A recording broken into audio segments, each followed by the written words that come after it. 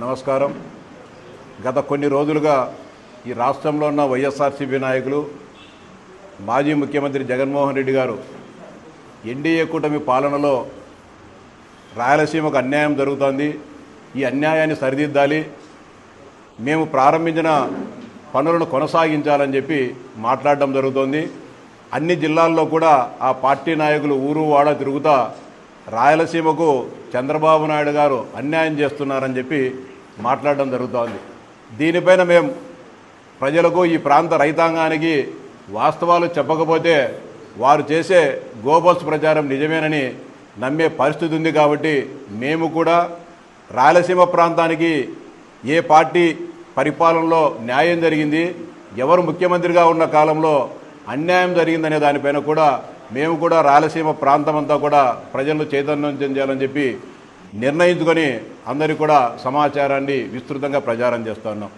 Rayalaseema lift ఇరిగేషన్ను నేను ప్రారంభించా, దాన్ని కొనసాగించకుండా ఆపివేశారని చెప్పి నిన్న కూడా అనంతపురం పట్టణంలో వైఎస్ఆర్సీపీ నాయకులు ఒక రౌండ్ టేబుల్ సమావేశాన్ని ఏర్పాటు చేసి అవాస్తవాలను, అసత్యాలను చెప్పడం జరిగింది. దీనికి సంబంధించిన సమాచారాన్ని, వాస్తవ సమాచారం ఏదో మీ దృష్టికి తీసుకొని రావదలుచుకున్నా.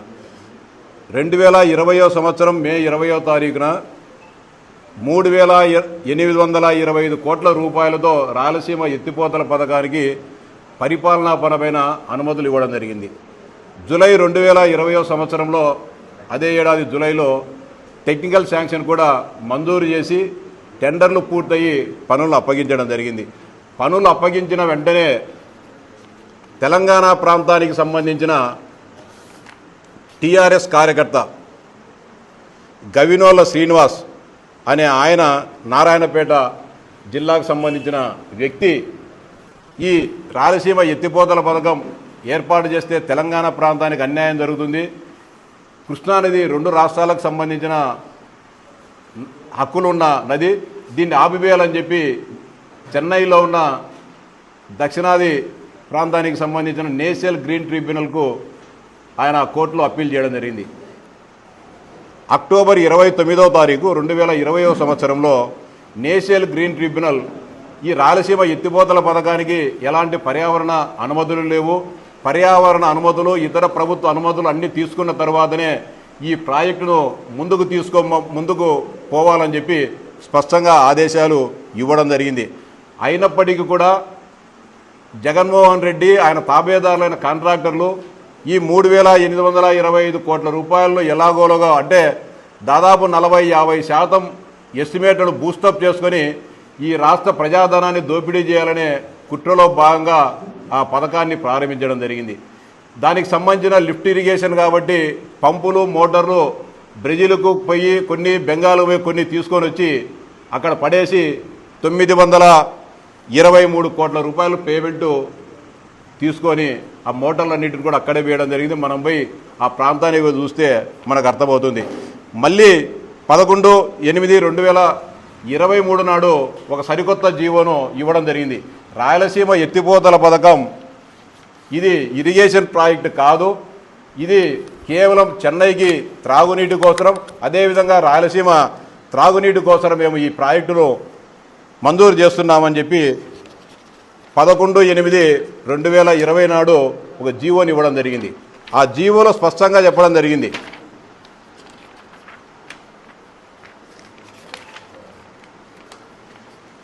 Government after careful examination of the proposals of chief engineer projects Kurnool here by accorded approval to the take up the Rayalaseema lift scheme to meet the Chennai water supply and drinking water needs of Rayalaseema reason అని చెప్పి, ఇది కేవలం త్రాగునీటి కోసము ఈ ప్రాజెక్టును మేము మంజూరు చేశాము.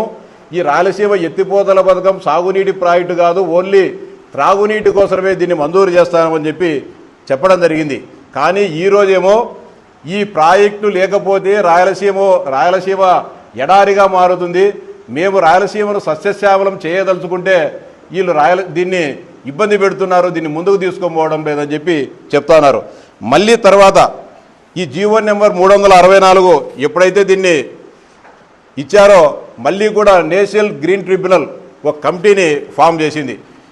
ఎవరిని వామ్ చేసింది? మినిస్ట్రీ ఆఫ్ ఎన్విరాన్మెంట్ ఫారెస్ట్ వాళ్ళు CPCB regional office Bengaluru, IIT Hyderabad and senior officer from Krishna river management board ఈ ముగ్గురిని ప్రాజెక్టు ప్రాంతాన్ని సందర్శించి అక్కడ ఏం జరుగుతుందో చూడండి అని చెప్పి ఆ కమిటీని వేసినప్పుడు వాళ్ళు ఏదైతే రాయలసీమ ఎత్తిపోతల పథకం నిర్మించే ప్రాంతానికి వచ్చి పరిశీలించి ఒక నివేదికను ఇవ్వడం జరిగింది. ఆ నివేదిక మేరకు national green tribunal Chennai division చాలా సీరియస్గా మేము 3 మాటలు ఆదేశాలు ఇచ్చినా మీరు మీ స్వార్థ ప్రయోజనాల కోసం మీరు ముందుకు పోతున్నారు. మీరు ఇదే పరిస్థితి కొనసాగితే ఆంధ్రప్రదేశ్ రాష్ట్ర ప్రధాన కార్యదర్శిని ఏదైతే ఈ ప్రాజెక్ట్ ఇరిగేషన్ ఇంజనీరింగ్ చీఫ్ను జైల్లో పెట్టాల్సి వస్తుంది, మీ పద్ధతి మార్చుకోకపోదని చెప్పి స్పష్టంగా ఎన్జీటీ ఆదేశాలు ఇవ్వడం జరిగింది. దాని తర్వాత మళ్ళీ 22/3/2024 నాడు 2,65,00,000 రూపాయలు రాష్ట్ర ప్రభుత్వానికి పెనాల్టీ విధించడం జరిగింది. మేము ఇచ్చిన ఆదేశాలను మీరు పాటించడం లేదు, మీ ఇష్టానుసారంగా చేస్తున్నారు, ఇట్లయితే కుదరదని చెప్పి ఒక పక్క వాళ్ళని అరెస్టు చేస్తామని హెచ్చరిస్తూనే మళ్ళీ 2,65,00,000 రూపాయలు పెనాల్టీగా వేయడం జరిగింది. ఇంత జరుగుతున్నా కూడా ఈ వాస్తవాలను ప్రజలకు తెలియజెప్పకుండా మేము రాయలసీమ లిఫ్ట్ ఇరిగేషన్ను ప్రారంభిస్తే చంద్రబాబు నాయుడు గారు పట్టించుకోవడం లేదని చెప్పి అవాస్తవాలను మాట్లాడడం జరుగుతోంది. ఈ సందర్భంగా వైఎస్ఆర్సీపీ నాయకులను కానీ వారి ముసుగులో కొంతమంది కుహానా మేధావులు ఉన్నారు. రాయలసీమ ప్రాంతానికి అన్యాయం జరుగుతోంది, ఎన్డీఏ కూటమి అన్యాయం చేస్తా అని చెప్పి మాట్లాడుతున్న కుహానా మేధావులకు కూడా ఎన్డీఏ కూటమి తరఫున తెలుగుదేశం పార్టీ తరఫున సవాల్ చేస్తూ ఉన్నాం. మీరిచ్చిన ఈ పేపర్లు వాస్తవమా కాదా? ఈ ఇచ్చిన జీవోలు వాస్తవమా కాదా? నేషనల్ గ్రీన్ ట్రిబ్యునల్ మేమేమో రచ్చబండగాడ చేసిన పంచాయతీలో లేకపోతే కనుక చెట్ల కింద చేసిన తీర్పులు కాదు. ఒక స్వతంత్ర సంస్థ భారత రాజ్యాంగం ద్వారా ఏర్పడిన నేషనల్ గ్రీన్ ట్రిబ్యునల్ ఇచ్చిన ఆదేశాలు వాస్తవమా కాదా? ఈరోజు కూడా నేషనల్ గ్రీన్ ట్రిబ్యునల్లో స్టే ఉంది. ఈరోజు కూడా ఈ 2026 సంవత్సరం ఏప్రిల్ నెలలో వచ్చినా కూడా దీంట్లో ఈరోజుగానుంది. అంటే ఇంత జరుగుతూ ఉన్నా కూడా ఎంత దారుణమైందంటే 2021లో నుంచి కూడా ఎన్జీటీ స్టే ఇస్తే దీనికి సంబంధించిన కౌంటర్ అఫిడవిట్ వేయాల్సిన అవసరం ఉంటుంది. ఏదైతే కేంద్ర ప్రభుత్వము కేంద్ర జల సంఘము అనుమతులు తీసుకొని పర్యావరణ అనుమతులు తీసుకోవాలంటే పర్వేసి యాప్ అని ఒక పోర్టల్ ఉంటుంది.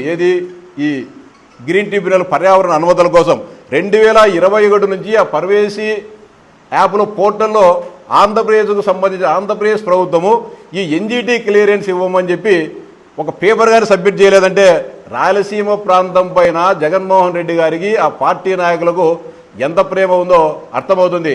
ఈ సందర్భంగా వీళ్ళందరినీ కూడా అడుగుతున్నా, ఈ పెద్ద మనుషులందరినీ, మీరు రకరకాల మీ స్వార్థ ప్రయోజనాల కోసం పోయినారు, మీ ఆస్తుల రెగ్యులరైజేషన్ కోసమో కాంట్రాక్టుల కోసం జగన్మోహన్ రెడ్డి దగ్గరికి పోయినారు. ఇప్పుడు మాట్లాడే వాళ్ళు అన్యాయం జరిగిందనే. అయ్యా జగన్మోహన్ రెడ్డి గారు, ఎన్జీటీలో లిఫ్ట్ ఇరిగేషన్కి సంబంధించిన స్టే ఉంది, మీరేమో మీ బాబాయికి సంబంధించిన కేసులలో బెయిల్ల కోసము లేకుంటేనక మిగతా విషయాల కోసము ఢిల్లీ నుంచి పెద్ద పెద్ద లాయర్లను కోట్లాది రూపాయలు ఖర్చు పెట్టి ఆంధ్రప్రదేశ్ హైకోర్టుకు తెలంగాణ హైకోర్టుకు తీసుకొని వస్తున్నారు. అదేవిధంగా మీ అక్రమాస్తుల కేసులకు సంబంధించి వాదనలు వినిపించేదానికి కోట్లాది రూపాయలు ఖర్చు పెట్టి లాయర్లను తీసుకొని వస్తున్నారు.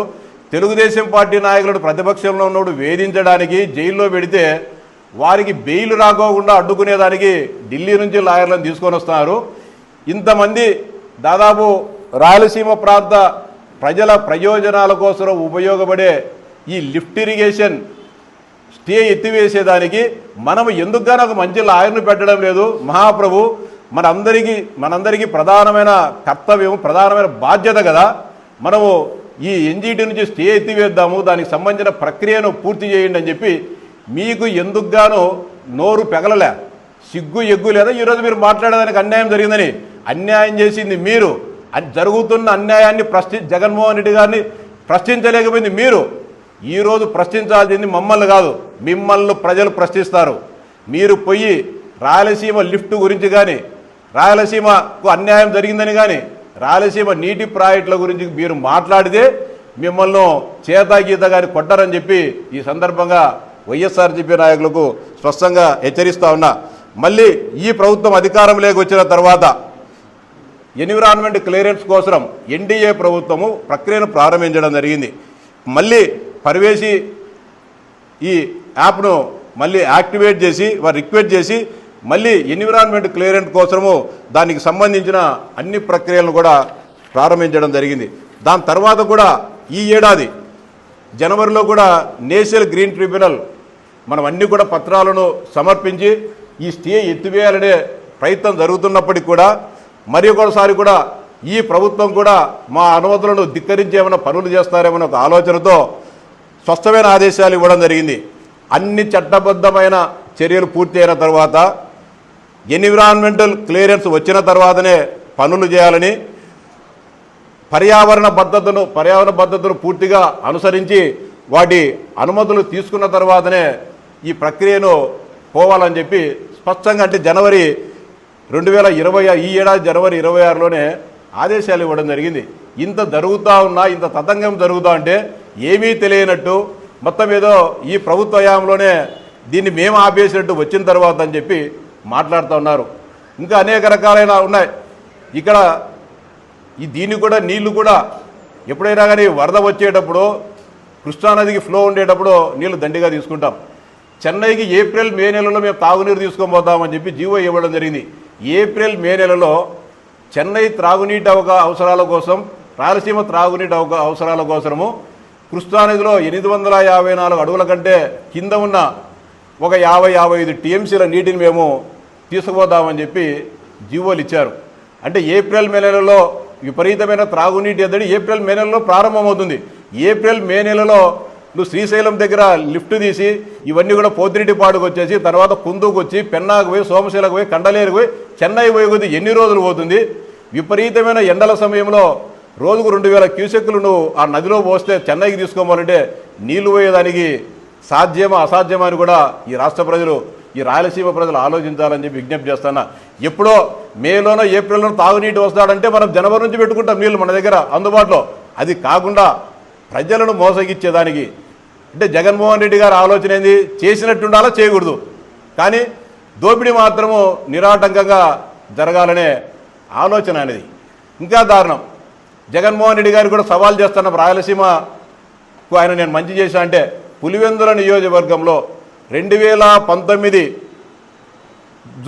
జూన్లో ఇచ్చిన ఆయకట్టు కంటే ఈ ప్రభుత్వం వైఎస్ఆర్సీపీ ప్రభుత్వం జూన్ 2వ తేదీన ఎప్పుడు వచ్చి ప్రమాణ స్వీకారం చేశారు. అప్పటికంటే ఈ రోజుకైనా సరే 5 సంవత్సరాల తర్వాత ఎక్స్ట్రా 1 ఎకరాకు అదనంగా నీళ్ళు ఇచ్చినావా నువ్వు? పులివెందుల్లో ఏమైనా 1 సెంటీమీటర్ అదనంగా నువ్వు కాలువ ఏమైనా తోగినావా? ఎక్కడో చూపిండి. మీరు కనుక రాయలసీమకు మంచి చేసినాం, తెలుగుదేశం పార్టీ కంటే జగన్మోహన్ రెడ్డి గారు మంచి చేసినారని చూపిండి. 1% 0.1 చూసినా కూడా రాజీనామా చేస్తారు శాసనమండలి సభ్యునిగా. మీరు ద్రోహం చేసి ఈరోజు మళ్ళీ కళ్ళబొల్లి మాటలు మాట్లాడుతున్నారు.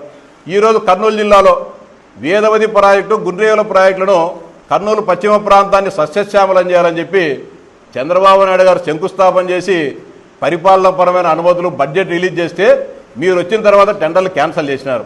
సరే టెండర్లు క్యాన్సిల్ చేస్తారే మీకు సంబంధించిన కాంట్రాక్టర్ నుంచి పనులు చేసినారంటే అది లేదు. ఈరోజు మళ్ళీ మీ గుండేల ప్రాజెక్టులు, వేదవతి ప్రాజెక్టులు పూర్తి చేయాలా, పూర్తి చేయకపోతే మేము ఉద్యమిస్తాం, పాదయాత్రలు చేస్తామంటారు. మీరు ఎక్కడ పోయినారు?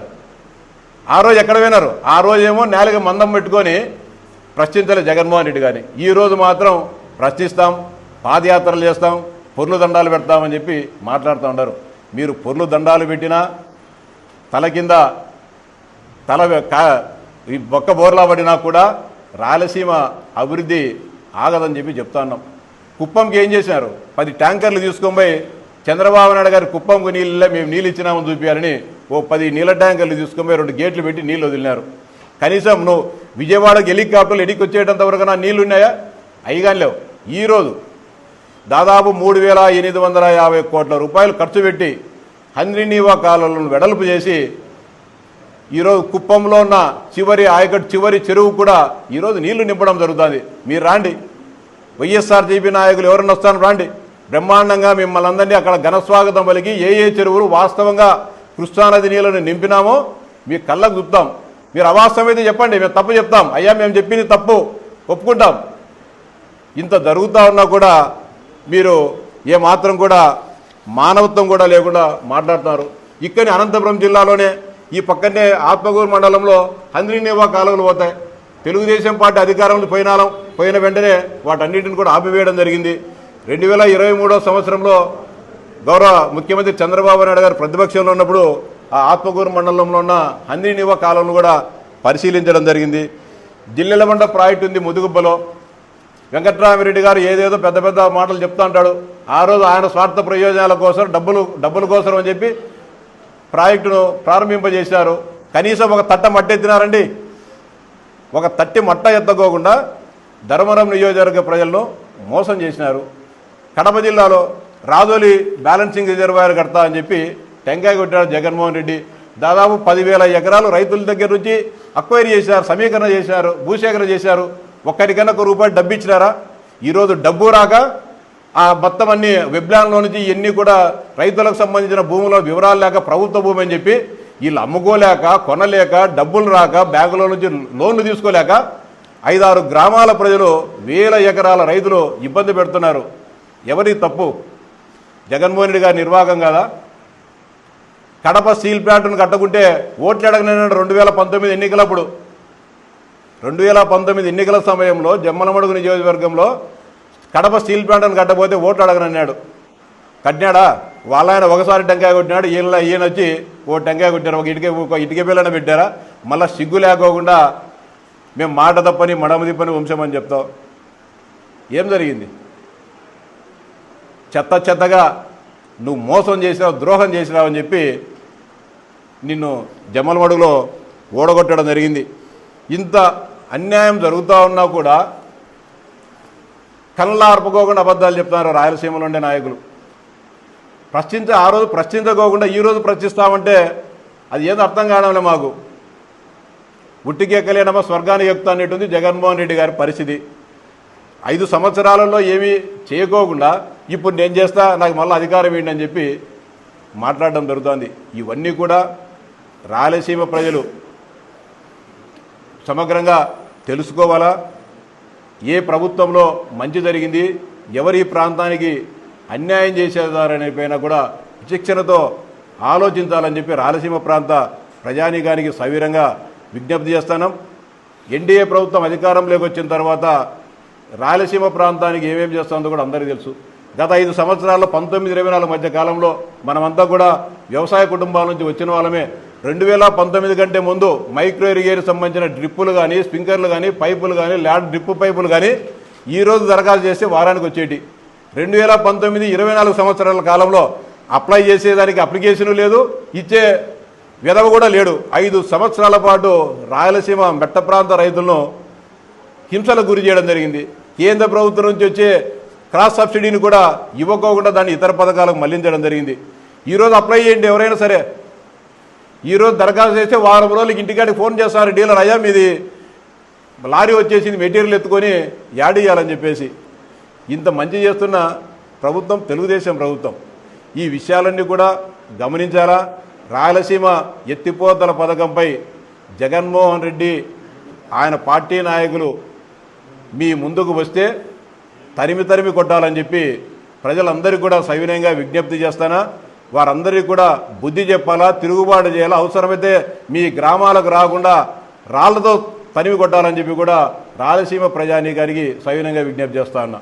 ఎక్కడైనా సరే రాయలసీమ లిఫ్టు పైన చర్చకు మేము సిద్ధం. రాయలసీమ లిఫ్ట్ ఆడికి పోదామండి. అనంతపురం టవర్ క్లాక్ అయినా సరే, కర్నూలు కొండారెడ్డి బుర్జు దగ్గర అయినా సరే, కడప 7 రోడ్స్ అయినా సరే, తిరుపతి అన్నమయ్య సెంటర్లో అయినా సరే, ఆడికేం రండి. తప్పు మీరు చేసి, మీరు అన్యాయం చేసి, మీరు స్టేలు తీసుకొచ్చి, మీరు అనుమతులు తీసుకోకుండా ఈరోజు మోసం చేయడం జరుగుతుంది. ఎక్కడ ఏ వేదిక ఎవరితో అయినా సరే తెలుగుదేశం పార్టీ నాయకులు, ఎన్డీఏ కూటమి నాయకులు చర్చించేదానికి సిద్ధంగా ఉన్నాం. మీరు సవాలుకు సిద్ధమా లేదో చెప్పండి.